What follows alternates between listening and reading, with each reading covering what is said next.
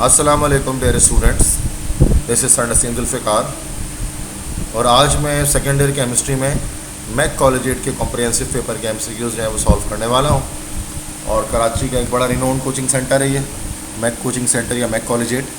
किसी स्टूडेंट ने मुझे इसके एमसीक्यूज़ सेंड किए हैं, इसके करेक्ट आंसर बताऊँगा मैं। और कॉम्प्रिहेंसिव एग्ज़ाम्स के साथ एक प्री कॉम्प्रिहेंसिव एग्ज़ाम इनका हुआ था मैक कॉलेजिएट में, तो उसके भी कुछ क्वेश्चंस हैं, उसको भी हम सॉल्व करेंगे। तो अच्छे खासे सेकेंड ईयर केमिस्ट्री के एमसीक्यूज़ इस लेक्चर में मैं आपको सॉल्व करवाने वाला हूँ। अच्छा, इन दैट केस अगर हम ये कहें, अच्छा यहाँ पर एक जिन सर टीचर ने ये पेपर बनाया है, sir Mukarram Hussain, he is a very good teacher of chemistry and he teaches in this coaching centre since start. But फिर स्टूडेंट्स ये कहते हैं कि सर ये देखिए, कभी भी किसी भी कोचिंग सेंटर या कॉलेज के पेपर को जब आप सॉल्व करें ना, तो इस नीयत से, इस इंटेंशन के साथ कभी ना करें कि ये पेपर इंपॉर्टेंट है या एमसीक्यूज़ यहाँ से आने वाले हैं। एमसीक्यूज़ कहीं से भी आ जाते हैं, तो आप मैक्सिमम प्रैक्टिस करें इसकी। मैंने लगभग तमाम ही कॉलेजेस के एमसीक्यूज़ करा दिए और लगभग हर कॉलेज के अंदर डिफरेंट एमसीक्यूज़ हैं, हर कोचिंग सेंटर के पेपर्स के अंदर डिफरेंट एमसीक्यूज़ हैं। तो इसका ये मतलब नहीं होता कि आप किसी एक कोचिंग सेंटर के या एक कॉलेज के पेपर को देखकर आप कहें कि ये गेस्ट पेपर है और यहीं से चीज़ें आने वाली हैं, ठीक है। तो ये कि आपको कंप्लीट प्रिपरेशन जो है वो करनी होती है। इसी वजह से मैं ख़ुद भी गेस्ट पेपर या टारगेट पेपर या इंपॉर्टेंट पेपर नहीं बनाता। अगर से काफ़ी स्टूडेंट्स मुझसे कह रहे हैं कि सर सेंड करें, बट ये मेरे मिजाज में नहीं है। ठीक है, मैंने पूरा सेशन आपको स्टार्ट होल ईयर पढ़ा है और जो स्टूडेंट मेरे साथ स्टार्ट से जुड़े हैं उनको किसी भी जो है वो इंपॉर्टेंट पेपर की ज़रूरत नहीं है, ठीक है। वो कम्प्लीटली तैयारी कर सकते हैं, क्योंकि जब आपने पूरा साल पढ़ा है तो फिर आप क्यों इंपॉर्टेंट के पीछे भाग रहे हैं। और वैसे भी कोर्स रिड्यूस हो चुका है, 50% सिलेबस है, ठीक है। 50 तो वो तो ऐसे भी आसान ही है, मॉडल पेपर फॉलो कर ले आप, उससे ज़्यादातर पेपर बन जाएंगे। तो फर्स्ट एमसीक्यूज़ है, acetone is found by oxidation of dash.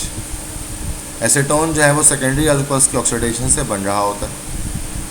Second है, this element has greatest tendency to lose electron. तो किसकी ग्रेटेस्ट टेंडेंसी होगी इलेक्ट्रॉन को लॉस करने की? जो साइज़ में सबसे बड़ा होगा, तो साइज़ में सबसे बड़ा सीजियम है, डी ऑप्शन। ये आराम से इलेक्ट्रॉन लॉस कर सकता है बिकॉज इसकी आयोनाइजेशन पोटेंशियल वैल्यू बहुत डाउन होगी। थर्ड है, the polymer name Bakelite is a product of formaldehyde and phenol.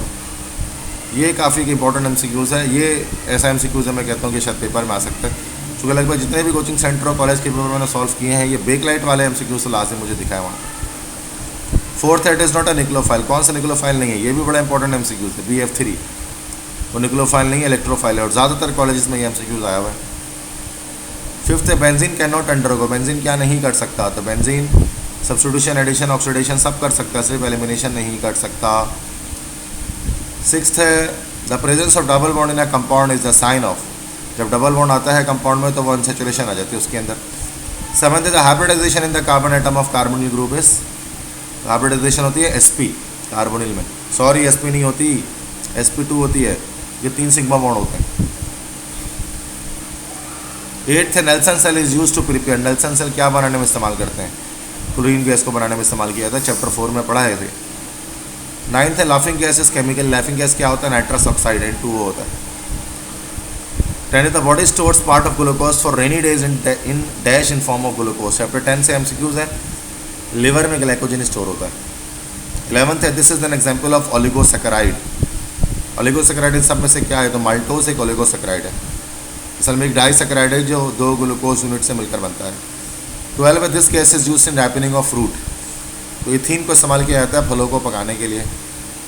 Next है, acetylene is pass through red hot tube in presence of organo nickel, its polymerizes to. तो 3 ethyne के molecules ट्राइमराइज होकर, polymerase होकर benzene की formation करते हैं। Next है, the self linkage of carbon atoms is called catenation property कहलाती है। 15 है, only one of this compound given below obeys मार्कोनी-कोफोरल रिएक्शन विद HCl। तो जो असिमेट्रिकल अल्कीन हमारे पास होगा, असिमेट्रिकल अल्कीन हमारे पास ये फर्स्ट वाला है। नेक्स्ट है, इलेक्ट्रॉनिक कन्फिगरेशन ऑफ Cu+1। ये हो जाएगा 4s0 3d10, ठीक है। 4s को s से इलेक्ट्रॉन निकल जाते हैं पहले। नेक्स्ट है, the mixture of aluminium and Fe2O3 is used in. इसको हम थर्माइट प्रोसेस कहते हैं, चैप्टर 4 में है ये। काफ़ी हाईली एक्सोथर्मिक रिएक्शन है ये। 18 है, A is the element of 3A group while B belongs to 5 group. When A reacts with B, A की वैलेंसी +3, B की -3। तो जो कंपाउंड बनेगा हमारे पास वो बनेगा AB। 19 है lithium has many similarities to its diagonal neighbour dash in beryllium family. Lithium की बहुत सी सिमिलैरिटी अपने डायगोनल मेंबर किससे होती है, बेरिलियम से जो नीचे है मैग्नीशियम के साथ बहुत सारी प्रॉपर्टी है सेम रखता है।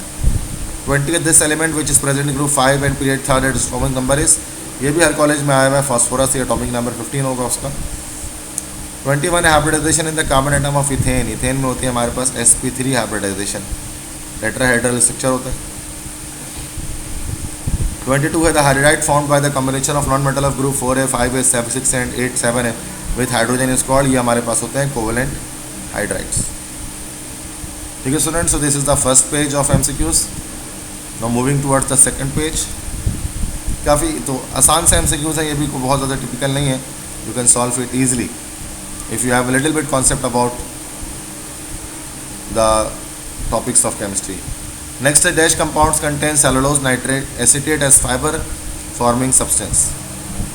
किन कंपाउंड के अंदर सेलुलोज एसिटेट होता है फाइबर फॉर्मिंग सब्सटेंस के तौर पर। वैसे तो ये जो क्वेश्चन दिया गया है ये रिड्यूस सिलेबस से बाहर है, बिकॉज ये जो है वो सिंथेटिक फाइबर का टॉपिक है जो हमारे चैप्टर 11 से रिड्यूस हो गया। तो सेलुलोज एसिटेट जो है वो कह रहे हैं कि फाइबर फॉर्मिंग सब्सटेंस में डैश कंपाउंड्स होता है, कौन से कंपाउंड्स होते हैं उसके अंदर। वैसे तो ये सेलुलोज एसिटेट है, ये हमारे पास कॉटन की फॉर्मेशन करता है, तो इसमें से कोई भी नहीं होता, none of these. Vitamin dash are only fat soluble, ये देखें ये भी तो हमारे पास रिड्यूस सिलेबस से आ गया।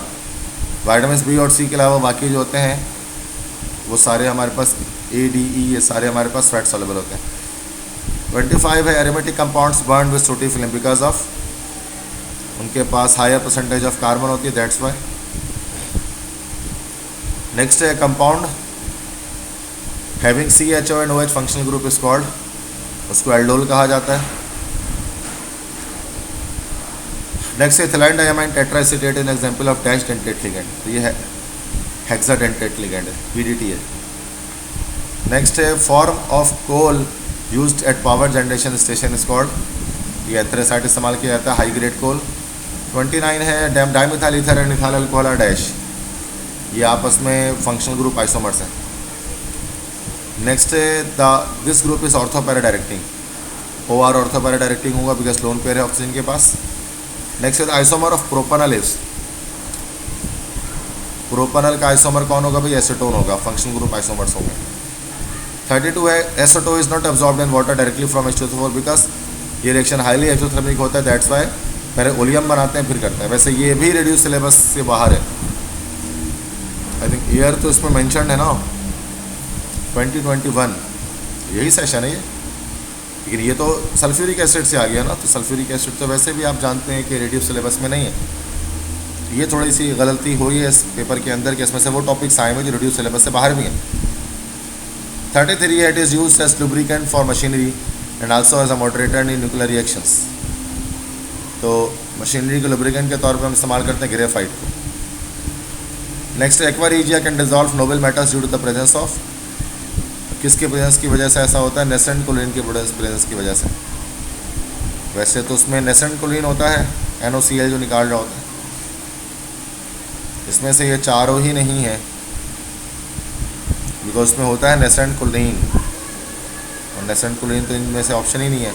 आई थिंक 34 जो है वो आपका करेक्ट MCQs नहीं है। नेक्स्ट है vitamin dash control the metabolism of calcium and phosphorus in the body. अब भाई तो ये तो देखें ना, ये चीज़ टोटल रिड्यूस सिलेबस से है, तो ये करने की ज़रूरत नहीं है इसको, इसके MCQs नहीं आएंगे पेपर में। Dash prevents deposition of cholesterol in arteries and veins, ये भी नहीं है भाई, ये भी फैटी एसिड्स वगैरह का टॉपिक है। नेक्स्ट है which one of the following is most stable carbonium आइन, जो टर्शरी कार्बोनियम आइन आपके पास होता है वो मोस्ट जो है वो स्टेबल होता है, ये टर्शरी कार्बोनियम आइन है, ये ऑप्शन। नेक्स्ट है ethane undergoes dash reactions on the presence of pi bond, ethane में तो पाई बॉन्ड होता ही नहीं है, तो कैसे वो करेगा कोई भी रिएक्ट, तो वो the presence of pi bond तो हो ही नहीं सकता ना, इथेन में होता है ना, ये गलत MCQ है ये भी। नेक्स्ट है benzene does not react with KMnO4 but toluene reacts with that slow shows methyl radical is dash group. तो जिससे ये साबित होता है कि मिथाइल रेडिकल आपका एक्टिवेटिंग ग्रुप है। तभी क्या होता है, टोलुइन के NO4 से रिएक्शन कर जाता है, जबकि बेंजीन नहीं करता। H2S gas is dash times heavier than air.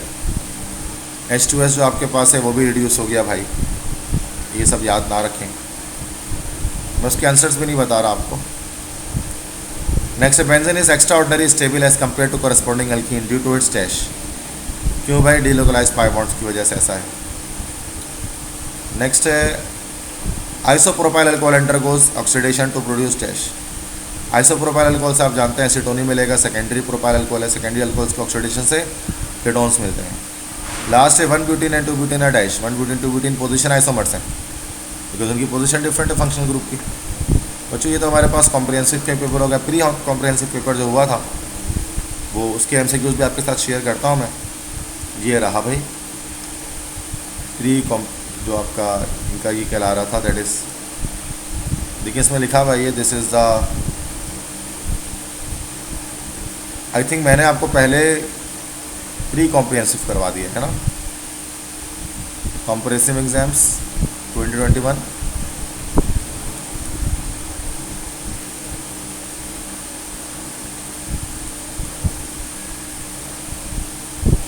ये तो सेम वही है,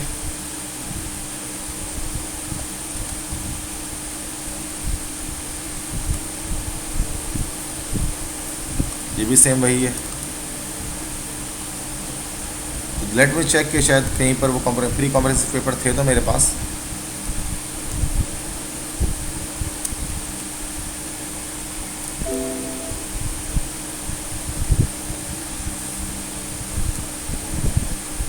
चलिए फ़िलहाल मुझे यहाँ पर इसमें नहीं मिल रहा, मैं एक अलग वीडियो नेक्स्ट वीडियो पे बनाकर इसको आपको शेयर कर दूँगा, ठीक है।